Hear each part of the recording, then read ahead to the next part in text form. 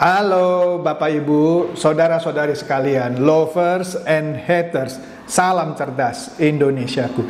Jumpa lagi kita pada kesempatan kali ini. Bagi Anda yang belum subscribe channel saya, silakan subscribe channel saya, tekan loncengnya agar Anda dapat notifikasi setiap kali saya mengupload video-video saya.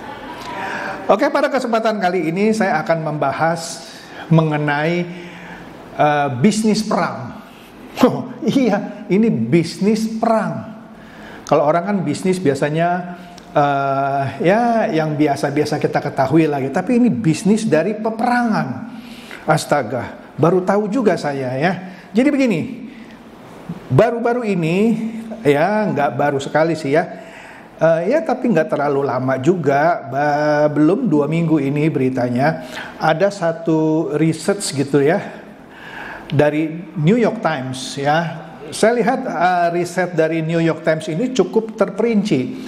Ternyata peperangan antara Rusia dan Ukraina itu justru menguntungkan Rusia. Bahkan Rusia itu justru bertambah kaya gara-gara perang dengan Ukraina. Ukraina itu yang malah sengsara, kira-kira begitu. Jadi begini deh ya, sebelum nanti kita lihat ya apa yang dikatakan oleh New York Times gitu ya. Sebelumnya saya memperkirakan ketika Rusia mau menyerang Ukraina dan Ukraina katanya didukung oleh negara-negara NATO, no action talk only gitu ya, OMDO gitu ya. Kenapa saya bilang no action talk only? Karena katanya nanti kalau kamu perang lawan Rusia tenang, kami bantu. Mana sampai sekarang? Ada sih bantuannya, cuman nggak seperti yang kita bayangkan dulu. Kalau misalnya Ukraina diserang oleh Rusia, kemudian Amerika mengirimkan pasukannya, mengirimkan pesawat-pesawat tempurnya, Inggris, Jerman, dan enggak tuh, didiemin aja itu Ukraina perang. Oke? Kemudian katanya nanti Rusia akan kita sanksi. Iya betul sih, disanksi ya. Di awal-awalnya sepertinya Rusia itu menderita gitu karena disanksi. Cuma seiring dengan jalannya waktu, tapi itu jadi peperangan yang menguntungkan buat Rusia. Mengapa? Nah ini kita lihat ya di sini ya, dari New York Times yang saya katakan tadi, bahwa perdagangan dengan Rusia itu justru, waduh, gara-gara perang gitu ya, malah dia mendapatkan keuntungan dari perdagangan internasional ya tahun ini ya. Meskipun negara-negara yang saya sebut tadi memberikan sanksi atas invasinya terhadap Ukraina, tetapi aliansi negara-negara yang dulunya biasa-biasa saja gitu ya, sekarang malah menjadi mendukung Rusia misalnya. Oke, jadi begini deh. Nah ini dikatakan kalau kita lihat ya, ini sederhana aja ya. Di sini kita bisa lihat perdagangan sebelum peperangan dengan Ukraina. Di situ kita lihat sekilas saja deh ya. Ada Amerika Serikat ya, itu perdagangannya 2,3 miliar dolar ya. 2,3 miliar dolar. Kemudian dengan Brasil, kecil lah, dengan Brasil itu kalau saya lihat cuma 456 juta dolar. Korea Selatan 1,8 miliar dolar. Nah yang paling besar dia itu perdagangannya dengan Tiongkok 9,2 miliar dolar. Kemudian yang terbesar kedua adalah dengan Jerman 5 miliar dolar. Dan banyak lagi lah negara-negara lain, kita lihat ya, ada Jepang, ada Turki, Spanyol, India, dan lain-lain. Nah ini peta perdagangan Rusia dengan negara-negara lain sebelum peperangan itu ya.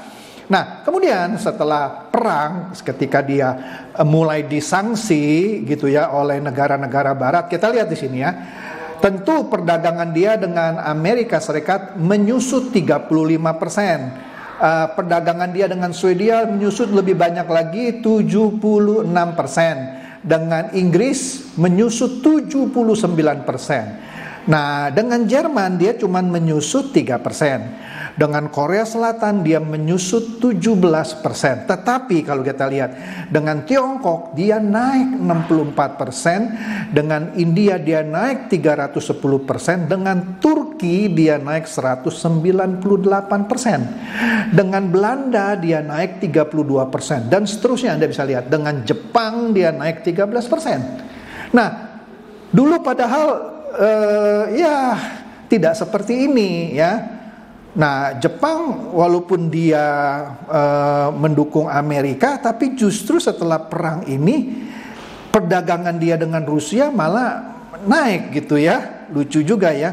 Yang menarik juga Belgia itu dia naik 81%. Ya, luar biasa ya. Nah di sini dikatanya apa? Negara-negara yang memutuskan hubungan ekonomi dengan Rusia dan memberikan sanksi ya, yang dimaksudkan untuk melumpuhkan ekonomi Rusia maksudnya setelah dia menginvasi Rusia. Tetapi karena Rusia itu adalah salah satu dari penghasil minyak dan gas dan materi-materi mentah lainnya, maka Rusia itu tidak bisa dipandang sebelah mata ya. Nah, memutuskan hubungan perdagangan dengan Rusia bukan sesuatu hal yang mudah, karena Rusia itu selama ini hubungan dagang dengan negara manapun dikatakan di sini sesuatu hubungan yang bagus gitu ya. Nah, di sini kita lihat importnya Rusia sebelum dia perang dengan Ukraina, dia import sebanyak 220 miliar dolar ya dari seluruh dunia ya, termasuk dia import mobil, spare part mobil, obat-obatan, komputer ya. Dia beli banyak dari mana? Kalau kita lihat di sini ya, importnya dari Tiongkok, dari Jerman, Korea dan negara-negara lainnya ya. Nah, setelah perang dengan Ukraina, kita lihat importnya dengan negara-negara yang memberikan dia sanksi, wah menurun banyak. Kita lihat tuh mana yang paling menurun banyak, tentu dengan Amerika Serikat, menurun 84%. Jadi import yang dilakukan dari Amerika Serikat pasti turun. Nah, itu diambil alih oleh Tiongkok. Jadi dari Tiongkok itu bertambah 24%. Turki bertambah 113%. Ya, dua negara itu yang menjadi ya banyak berhubungan dengan Rusia ya, dan Rusia banyak mengimpor barang dari dua negara ini dan dia bertambah ya. Nah, apalagi ini yang membuat si Rusia ini ya kemudian jadi untung gitu ya. Lah iya, gini ceritanya. Nah, ini menarik ya. Nah, kita lihat dulu nih ya ekspornya ya, ekspornya Rusia sebelum perang ya. Kalau kita lihat ini dalam angka ya, ke Amerika Serikat kita lihat di sini ekspornya Rusia 1,8 miliar dolar ya. Ke Jepang misalnya 978 juta dolar, ke Tiongkok 4,9 miliar. Jadi ekspornya Rusia ternyata selama ini juga banyak ke Tiongkok ya. Jerman 2,7 miliar dan seterusnya lah, Anda bisa lihat ya. Nah, di sini dikatakan inilah ekspor sebelum dia perang dengan Ukraina. Nah, negara-negara ini merasa bahwa kalau dia harus hidup tanpa materi-materi dari Rusia, misalnya minyak atau gas, terutama dari negara-negara Eropa yang di sekelilingnya, itu sangat sulit. Sehingga sekarang misalnya dengan diperkecilnya ekspor gas atau minyak dari Rusia ke negara Eropa, waduh, itu krisis energi kan, Anda tahu kan ya. Nah, lebih dari 2/3 ekspor Rusia sebelum perang itu adalah minyak, gas, dan metal, mineral dan segala macam ya, yang untuk orang membuat mobil dan segala macam gitu ya. Nah, Tetapi dengan dia perang, nah kita lihat nih. Nah ini menarik ya. Nah inilah namanya bisnis perang. Ke Amerika pasti dia menyusut 20%. Swedia paling besar itu menyusutnya 86%, ya. Tapi yang menarik, ke Brasil dia meningkat 166%. Bahkan ke Jerman, ini kan sekutunya Amerika, dia naik 38%. Yang paling tinggi India 430%, diikuti Turki 213%, Spanyol 112%, dan Tiongkok 98%. Nah, di sini, oleh karena itu negara-negara barat yang memboikot atau memberikan sanksi kepada Rusia sekarang menjadi sengsara. Iya kan?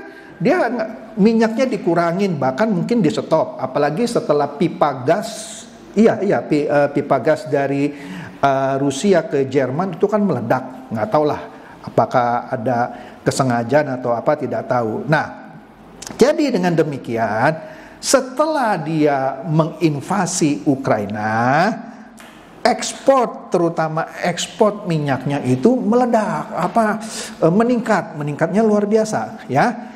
Nah, meski itu juga ikut-ikutan meningkat ke negara-negara yang juga menentang Rusia. Kan lucu ya, negara yang menentang Rusia ketika invasi, misalnya Jerman, tapi justru ekspor dari Rusia ke Jerman naik, ekspor Rusia ke Belanda naik 74%, ya.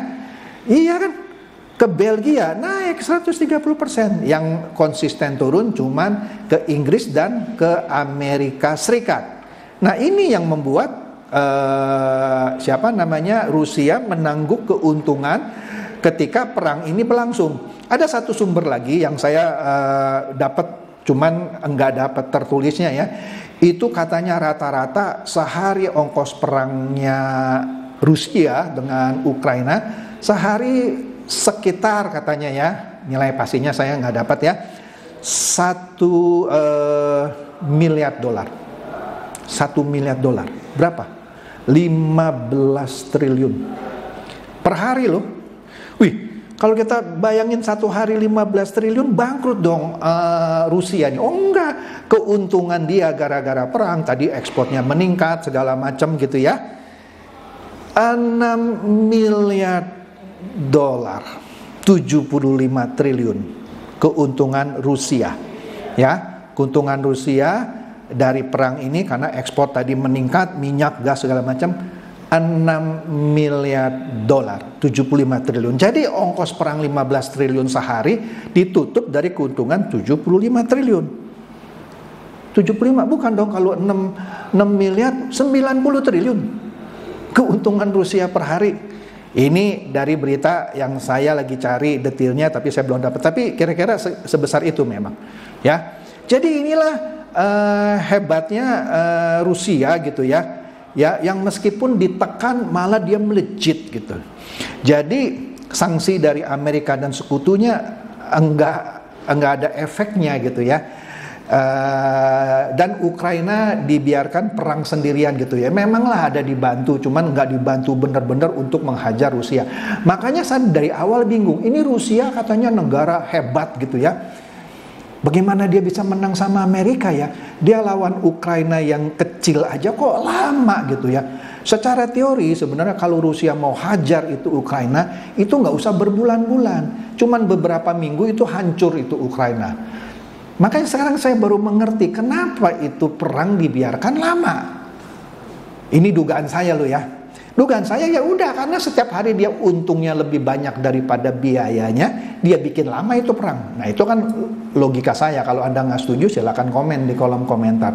Tetapi ya, saya punya keyakinan seperti itu. Gampang kok menaklukkan Ukraina, ya. Itu nggak perlu berbulan-bulan. Gak usah sebulan pun langsung takluk itu Ukraina. Inilah alasannya kenapa Rusia malah memperlama itu perangnya, ya. Sebelumnya saya berpikir, wah kalau Rusia menyerang Ukraina aja perlu berbulan-bulan dan sepertinya berkelanjutan, wah kalau lawan Amerika pasti kalah nih. Enggak juga tuh. Amerika kan juga bisa ngeliat dong, wah kalau begini caranya berarti Rusia nggak punya kemampuan, langsung aja diserangkan. Ternyata Amerika sampai sekarang nggak berani serang Rusia. Artinya inilah bisnis perangnya Rusia. Jadi jangan jangan anggap enteng dulu ya. Nah, di sini kita lihat ya. Saya ambil contoh beberapa saja ya. Ini Jerman lah ya, misalnya ya. Jerman ketika sebelum ekspor ke Rusia, kemudian setelah invasi Rusia, ekspor ke Rusia dari Jerman turun 51%. Tetapi menariknya kalau kita lihat di gambar ini, justru setelah invasi, importnya dari Rusia naik 38%. Ini kan hebat ya. Ini namanya dia bisnis dengan Jerman. Ketika dia perang, justru Jerman ekspornya Jerman turun 51%. Justru import barang Rusia ke Jerman itu naik 38%. Berarti hebat dong Rusia ya. Kemudian China. Nah, kalau China dikatakan ketika sebelum setelah dia perang ya, setelah Rusia perang, betul ekspor Tiongkok ke Rusia naik 24% ya, karena ada beberapa bahan yang Rusia nggak bisa beli dari negara barat. Tetapi jangan lupa importnya Tiongkok atas barang-barang Rusia ke Tiongkok naik juga 98%. Berarti pinter ini Rusia ya kan. Nah, kemudian satu lagi nih ya, cukup 3 aja ya. India ya. Ketika Rusia mulai perang, maka ekspor India ke Rusia turun 19%. Mungkin pengapalan dan segala macam lah, saya kurang tahu ya. Tetapi importnya dia atas barang-barang Rusia, terutama minyak misalnya, naik 430%. Nah, disinilah Rusia bermain ya. Malah dia dapat untung ketimbang dia buntung ya. Jadi, nah inilah yang saya saya kagum gitu ya. Ternyata inilah rahasia kenapa perang antara Rusia dan Ukraina itu perlu berlama-lama. Tapi saya nggak tahu lagi ya, mungkin kan itu yang terjadi sekarang. Kemungkinan kedepannya lagi nanti menjelang Desember kita belum tahu. Tapi yang sampai sekarang ini hasil risetnya New York Times menunjukkan hal yang seperti ini.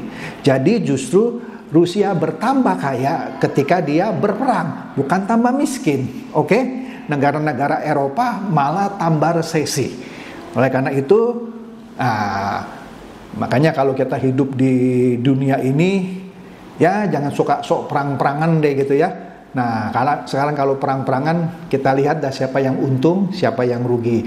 Di awal dipikir dia memberikan sanksi kepada Rusia, membuat Rusia itu lemah, tetapi justru ekonomi Rusia bertambah makmur. Wah, malah Indonesia kalau saya tidak salah dengar mau beli minyak dari Rusia yang ditawarkan ke Indonesia dengan harga yang lebih miring. Nah, ini kan itu juga membuat berang yang saya dengar Amerika Serikat.